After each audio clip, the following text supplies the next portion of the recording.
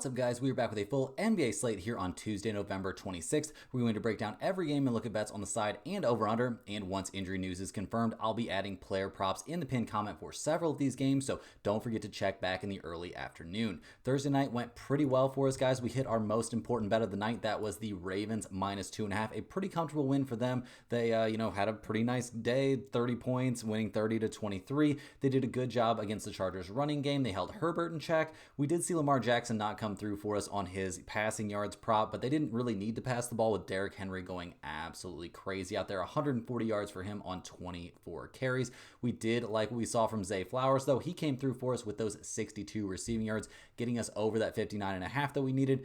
On the NBA side, we had Orlando -4.5. That one came through for us. Good job. The Orlando Magic just continue to be monsters. We had the Clippers +10, and they just couldn't stop the Celtics from making every single three-point shot they took. And when you're going to bet against the Celtics, that's going to happen every once in a while. The team's going to shoot 65 threes. Some nights, they're just going to all go down. We still have the Thunder going on. The Thunder against the Kings. OKC's -4.5. They're holding their own in this game. We'll see if they're able to come through for us and give us the nice winning day. If you want to win all of your bets today, hit that like button. It's good luck and shows support for the channel and all the hard work we're putting in every single day. Subscribe to the channel so you don't miss out on our daily content. You can now also sign up for a channel membership by clicking the little join button right below the video. Members get exclusive early access to all NFL and college football videos and get their names up on screen just like right now. I really appreciate the support from all of you. Seeing that badge next to your comments makes me feel like this work is all worth it.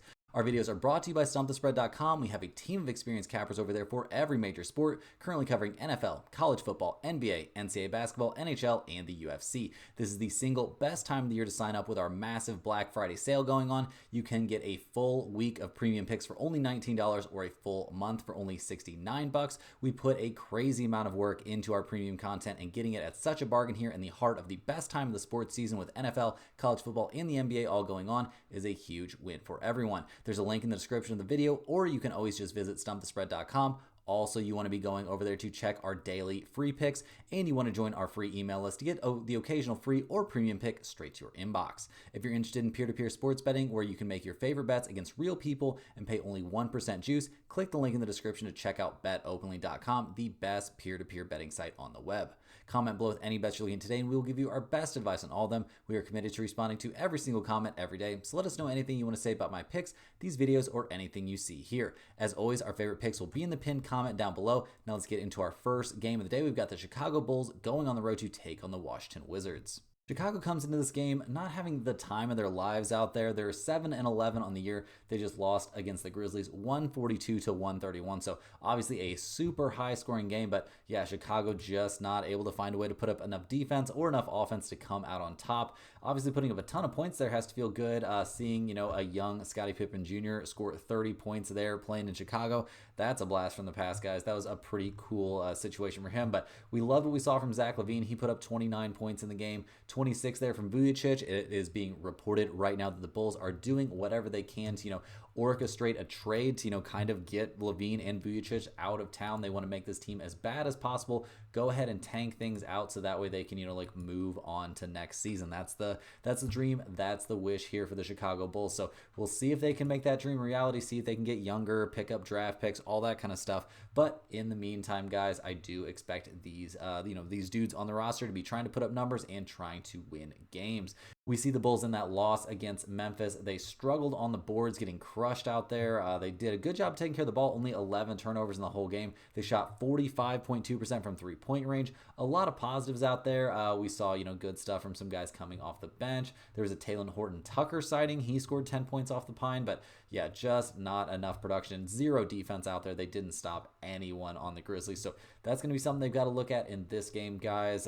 Yeah, they're going on the road here, so not the easiest situation, but they're taking on the worst team in the NBA by most metrics, guys, the Washington Wizards, who are 2-13 on the year. They're riding an 11-game losing streak right now. They just lost 115-103 there at the Pacers. Things are getting pretty bleak for Washington. It's not looking like it's going to be getting any better anytime soon. This is not a team that's looking to compete. I guess they're still tanking it out, but guys, they are, I guess they're great at tanking, but what what really is the future of this franchise? I think that's a valid question. We did see all 5 starters scoring double figures against the Pacers, so I guess that's something of a positive. Obviously, we didn't have Jordan Poole in this game, so the ball got spread around a little bit more. Kind of a positive thing to see.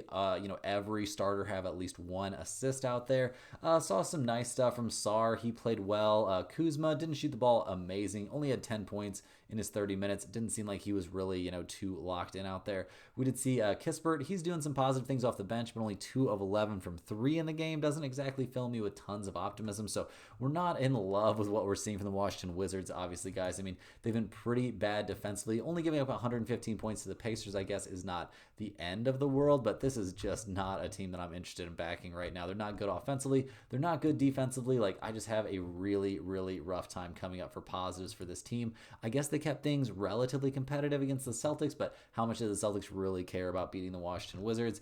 Yeah, they allowed Indiana to shoot 44.4% from three-point range. We saw the Wizards get beat on the boards there. Just not a lot of good news for this team. They're going to be shopping Jonas Valanciunas to anybody who needs a big man, but other than that, not a whole lot going on here. So in terms of the injury report for this one for Washington, guys, we see Jordan Poole's on there. He's listed as day-to-day. He's questionable with that hip issue, so whether or not he plays in this game, I don't think it's a massive swing here. I would tend to lean slightly against him playing. What are they rushing him back for as, a team that's just trying to lose games right now? So we'll see if he's out there. In terms of the numbers for this one, we see the Wizards are getting 4.5 points playing at home. We've got an over-under of 243.5, so a massive number there for the over-under. Guys, the Chicago, they're 5-5 against the spread on the road this year. Washington's only 2-5 against the spread at home. We've got mixed trends here towards the over-under. Chicago's an over team on the road. Washington's an under team at home. I'm going to lean a little bit towards the under in this game, but not an over-under spot that I like. I do think this is a good spot to be on the Chicago Bulls here at -4.5.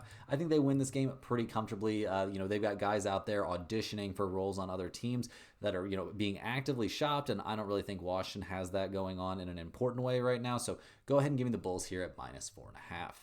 Next up, guys, we've got one of the marquee games of the night. We've got the Milwaukee Bucks going on the road to take on the Miami Heat there on TNT. The Bucks have been playing some of their best ball of the season over their last, I would say, probably 7 games. They've won 6 out of those 7. It hasn't been against the toughest opponents. They're coming off a 125-119 win there over the Hornets, but playing their last few games at home has definitely helped. They've had this easy stretch of schedule, and they've been figuring things out, guys. Getting some dudes back from injury, getting Dame back has been a big deal, and yeah, things seem to be pointed in the right direction for the Bucks, who are now 8-9 on the season. So progress being made here for Milwaukee. They've got to be pretty happy about that. In their win they had against the Hornets, they did give up 50 points to LaMelo Ball, so that probably doesn't feel amazing, but we did see, good stuff from Giannis. We saw good stuff, from Dame. They both scored over 30 points in the win, and that seems like it's going to be what these two have to do if this team wants to find success, because I just don't see a whole lot of other guys stepping up on this roster, at least not until Middleton comes back and, really gets into the swing of things. We saw a little bit of, Brook Lopez action, but only 13 points in 38 minutes isn't going to get me too jazzed up. We did see them dominate there on the boards, by 3, so I guess not dominate, but they did have an edge there on the boards. Nobody could slow down Brandon Miller or LaMelo Ball, which is a problem. This is not a Milwaukee team that plays very good defense, a holdover problem from last season that it just has not been addressed. Bobby Portis playing well off the bench. Gary Trent Jr. looking much, much better since going to the bench, guys. This dude being in the starting lineup was a disaster, but having him on the bench looks pretty good. He had 16 points, posted a +13, went 4 of 5 there from three-point range. This is clearly a guy that needs to be playing against the second unit, and when he's playing against the starters, things tend to come off the rails a little bit. So definitely going to be looking for more success for him on the bench, albeit against, a tougher, grittier bench unit there in the Miami Heat.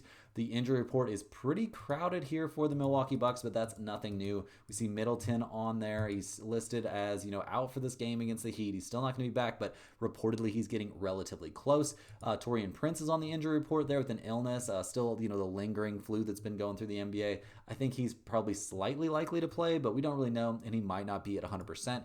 Giannis, as always, is on there. He's probable with a left calf strain. Giannis is very, very likely to be playing in this game. So we're going to see, close to the full strength version of the Bucks, or, this version of the Bucks that we've seen so far this season, as they go on the road to take on the Miami Heat. Come into this game winners of 3 out of their last 4 to get to 7-7 on the year. They're coming off a nice 123 to 118 win there over the Dallas Mavericks, so they've got to feel pretty good about that, albeit it was the Mavs without Luka, so not the 100% Mavs, but Jimmy Butler has been a man on a mission. He put up 33 points in that win. He was 11 of 17 from the field, got to the free throw line 16 times, only made 11 of them, so yeah, need him to work on that free throw shooting just a little bit. It's not at his normal level, but loved what we saw from him, and we really like what we've seen from Tyler Hero so far this season. He had an off shooting night, only 8 of 25 from the field, 1 of 10 from 3, still managed to put up 18 points and only a -1 out there. He had 10 rebounds and 5 assists. He was finding other ways to positively impact the game, and generally speaking, he's been scoring the ball really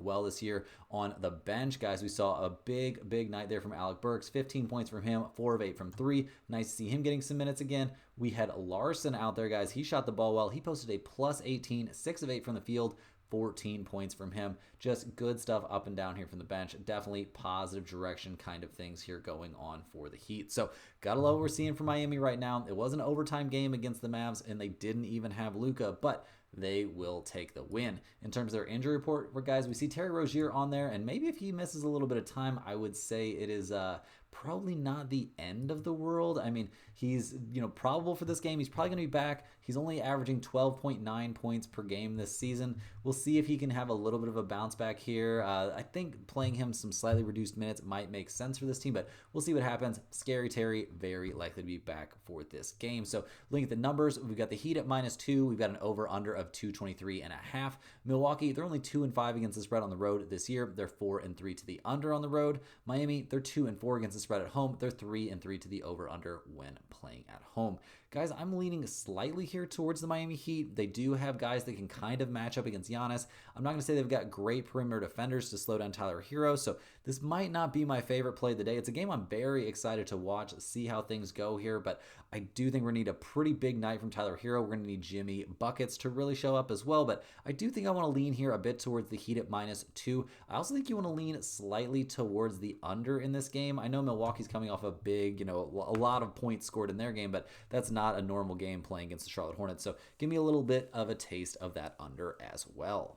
Next on the docket, guys, we're looking at the Houston Rockets. They're going on the road to take on the Minnesota Timberwolves. The Rockets come into this game 12-6 on the season, so having a pretty good time, but they're fresh off of a loss against the Blazers, guys, a 104-98 loss. So now what we've come to expect from this Houston Rockets team, we saw Fred VanVleet go kind of nuts out there, a pretty unhinged tirade at the officials, but I can't really blame him too much. The officiating in the NBA seems like it's been pretty horrible this season, but what can you really do about that? Fred VanVleet really went after him. I don't blame the guy too much. He did get hit with a $50,000 fine. I don't think that's really going to bother him. So in general, in this game, guys, I mean, Houston taking the 98-104 loss, a lot of that, being blamed on the officials doesn't make too much sense to me, given that the Rockets shot 10 more free throws than we saw Portland shoot and still managed to lose the game. They shot 8 of 32 from three-point range. That's probably not the refs' fault. Maybe some of the refs, could be blamed, a bit there for the, rebounding disparity that was in favor of the Blazers, but really just not a great game there from the Rockets. Alperen Sengun, 22 points, but a -3 out there. He only had 5 assists and 5 boards. That's not what we've come to expect from him this season. Amen Thompson had a big game off the bench, 19 points, 7 rebounds, 2 assists, a steal. Like, he was all over the place. What we're used to seeing from him was definitely happening. Jabari Smith Jr., kind of an off night, and yeah, just a bad shooting night there from the Houston Rockets. And when those happen in today's NBA, you are often going to come up on the short end in that game. So we'll see if they can bounce back here a little bit. VanVleet not getting suspended has to feel, honestly, a little bit lucky to me. That was a pretty crazy tirade, and yeah, I'm a little bit shocked to see he didn't get hit with a more strict penalty there. Jalen Green had a bad game, and he's on the injury report for this one. He's questionable due to an illness, so whether or not he plays in this game obviously makes a huge difference. He was terrible in his last time out, guys, back on the 23rd against Portland. Only 10 points in that game, only shooting 11% from three-point range. So expecting better stuff from him if he plays, if he's healthy. So we'll see what they can do here going on the road to take on the Minnesota Timberwolves, who are now 8-8 on the season, fresh off of that tough 107-105 playoff kind of feel loss at the Boston Celtics. Yeah, losing at the Raptors, that's a pretty bad look. Losing at the Celtics, that can definitely be excused, but this is a team that's supposed to be competing with the best teams out there, and while they did compete, they ended up taking the loss. We're seeing some really weird stuff there from the Timberwolves, clearly tension between Rudy Gobert and his other teammates. Yeah, we've heard this story before many times. They just don't trust him out there on offense. And if you watch him play offense, the dude just can't catch the ball half the time. Like, it's really, really weird. Once he has it in his hands, it looks super duper awkward. Like, I don't blame him. If I was playing pickup with somebody like that, I probably wouldn't want to pass him the ball anyway. We'll see what goes on, see how things progress. Anthony Edwards played pretty well, 6 of 11 from 3, 28 points from him. He posted a +2. The bench also looked very, very good. Dillingham, a nice night. Nickeil Alexander-Walker really struggled with his shot. So did Naz Reid, but he still posted a +10. Yeah, I don't know, guys. This team just has to find some way to improve. I don't know how they do it. They need Cat back, guys. I think, the Knicks seem like they're figuring it out. The Timberwolves are not figuring it out right now. So, yeah, definite concerns here for me for the Minnesota Timberwolves. Julius Randle had 23 points, but was a -10. McDaniels had 10 points, but was a -12. We're just not. Rudy Gobert, cool. You put up 20 rebounds and 10 points. Cool. That's supposed to be a great night, but your team, held the edge on the boards by 9. You still ended up losing the game by 2.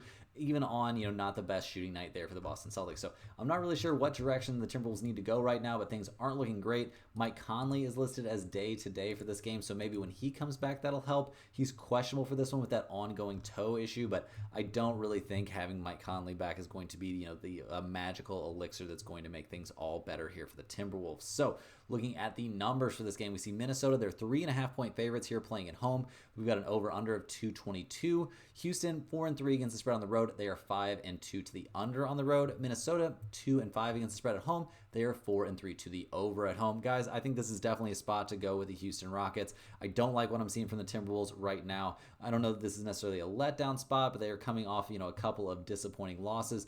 Are they going to lose 3 in a row? That kind of seems like a stretch to me, but do we really, expect the Houston Rockets here to lose 2 in a row coming off a loss against the Portland Trailblazers? I think they'd be very motivated. I guess you could be a little bit worried about the refs, banding together and deciding to, target Fred VanVleet and really, mess up his night, but I'm not going to get too deep into that, guys. I'm taking the Houston Rockets here, getting 3.5 points. In terms of that total of 222, I would lean just slightly towards the over. I think both of these teams can put up some offense. They both like to shoot some threes, so maybe a little lean towards the over in addition to taking the Rockets. Moving right along here, guys, we're looking at the San Antonio Spurs. They're going on the road to take on the Utah Jazz. The Spurs come into this game winners of their last 3 in a row, including that nice 104-94 win there over the Golden State Warriors. To say that one was a shocking win is kind of an understatement. We saw San Antonio come out and outscore the Warriors by 20 points in the fourth quarter to end up getting a 10-point win. Absolutely crazy stuff there at the end of the game. Wembanyama had an inefficient shooting night, which is becoming something of a norm for him, but posted a +16 out there, scored 25 points, 9 assists, 7 rebounds, 3 blocks. He did have 4 turnovers in the game, so that's not great, but we saw Chris Paul do a good job of running the offense, although his numbers are starting to get concerningly low. Saw good stuff from Castle. He looked very good. Champagne had an off shooting night, so that's not ideal. The Spurs won this game despite shooting 27.7% from 3-point range. They got a few more, free throw attempts, but there's really not a whole lot of good reasons that this should have been such a bad game there for the Warriors. They just fell apart in the fourth quarter. There's very little way around that. Harrison Barnes, a big game for him. He's playing pretty well there after getting off to a bit of a slow start, but the Spurs coming off of a big win there. So we'll see what they can do here going up against the Jazz. In general, their injury report looks pretty okay. Devin Vassell going to be out for this game. It's being reported, still dealing with that knee issue. He's expected to be available on Wednesday, but not going to be playing here on Tuesday. So the dude's going to be back. He hasn't played since the 15th, so I'm not super worried about his availability for this game. Keldon Johnson, he's dealing with a hamstring. He is probable to play in this game, and he hasn't played back since on the 21st against the Jazz, a game we saw the Spurs get the 126-118 win. So we'll see if they can replicate that here as they go on the road this time to take on the Utah Jazz, who are 4-12 on the season, not getting off to the hot start we saw from them a year ago. They're in a letdown spot as well, coming off a 121-106 win there over the Knicks. Not a game you necessarily would expect to see the Jazz win this season, but they've got some players out there, guys. I mean, Markkanen had a nice night. No shocker there to see Markkanen have a big night out there in a Jazz win. 34 points from him, 11 of 15 from the field, 5 of 8 from 3. Utah shot 56% from three-point range. Crazy shooting night for them. They also dominated the boards. They had 12 more rebounds there than the Knicks. Just crazy stuff up and down the lineup. Colin Sexton, 6 of 8 from 3, a plus 32 for him. Just insane numbers there. Walker Kessler coming back definitely helped. He had 10 boards and 11 points. Just a very nice night out there if you are a Utah Jazz fan. And they come into this game looking still missing a little bit banged up, guys. I mean, the starting lineup is clean, but Jordan Clarkson listed as out for this game. Kyle Filipowski also listed as out. I mean, Clarkson dealing with that foot issue. He is officially ruled out for this game, and Filipowski with his ankle is also going to be watching this one from the sidelines. So we'll see if the Jazz can, avoid the letdown in this spot. They're getting 2.5 points playing at home. We've got an over-under of 227. The Spurs are 2-4 against the spread on the road. They are 3-3 to the over/under playing away from home. Utah 3-4 against the spread at home and 5-2 to the under at home. Guys, I'm going to be leaning towards the San Antonio Spurs here, -2.5. It's a letdown spot for both teams. I just like the way San Antonio is playing a little bit more right now, so give me a tiny taste of the Spurs in this game. I don't really have a huge lean either side, although this is a game I can see some very interesting prop situations. So definitely going to be wanting to check back on that pinned comment later in the day on Tuesday to see if any of these plays end up in there. I would say a lot of player prop possibilities for this game and a lot of nice player prop possibilities out there across the board. So definitely be checking back. If you're dying for a side on this game, I'll take the Spurs -2.5. If you're dying for an over/under, just give me a little taste of that over. In our last game of the night and the TNT late game, we've got the Los Angeles Lakers going on the road here to take on the Phoenix Suns. The Suns, and the Lakers, they're two teams that were, billed pretty highly coming into the season. They've both dealt with some issues. The Lakers come into this game fresh off a 127-102 beat down there at the hands of the Denver Nuggets. We had the Denver Nuggets in that game, so thank you, Jokic and company. The Lakers, 2 tough losses in a row, a 1-point loss there on that, not quite buzzer beater from Franz Wagner there against the Magic, and then getting kind of obliterated there by the Nuggets. In that game, guys, we saw the Lakers really struggle in the fourth quarter. We did see, I guess a couple decent things coming off the bench. Max Christie had a big game for him, putting up 12 points, but the bench not looking incredible, generally speaking, and the starters, guys, really seemed like they kind of gave up on this game at some point at least. I mean, LeBron was great for some stretches, but then, kind of disappeared. Anthony Davis only scoring 14 points, not a good look. Austin Reeves actually had a pretty decent night out there, 19 points, 7 of 13 from the field, 3 of 7 from 3, but I don't know, it felt like a weird low energy, low effort spot there for the Lakers, and playing at home against the Nuggets, you would think they would be a little bit more locked in, but that was just not the case out there. So we'll see if they can kind of snap out of it, see if they can bounce back and, find some answers here going on the road to take on the Suns. The Lakers come into this game relatively healthy. We see Anthony Davis as always on the injury report, but he's probable for this game with his ongoing foot stuff. So we're likely to see the Lakers here at full strength going on the road to take on the Suns, who come into this game 9-7 on the year. They're actually fresh off a 138-122 loss against the Knicks. We see Durant and Beal planning on returning for this game. So we're going to see very close to, if not completely, the full strength Phoenix Suns out there. It's been a little bit rough. Booker having to carry a massive load with those guys out. I mean, he put up 33 points in his last game, a loss against the Knicks. We saw Tyus Jones try and step up a little bit, 15 for him. Nurkic trying to step up. He's been a little bit banged up this season.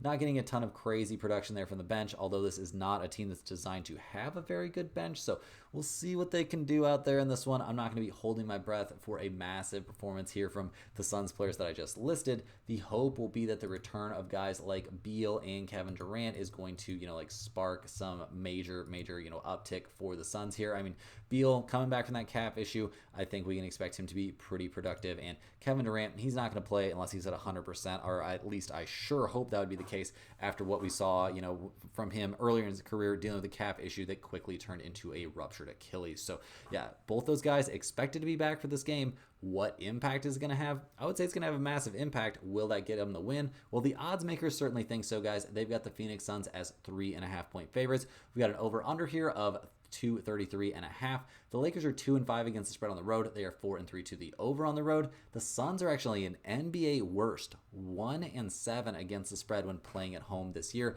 They're 4-4 to the over/under when playing at home.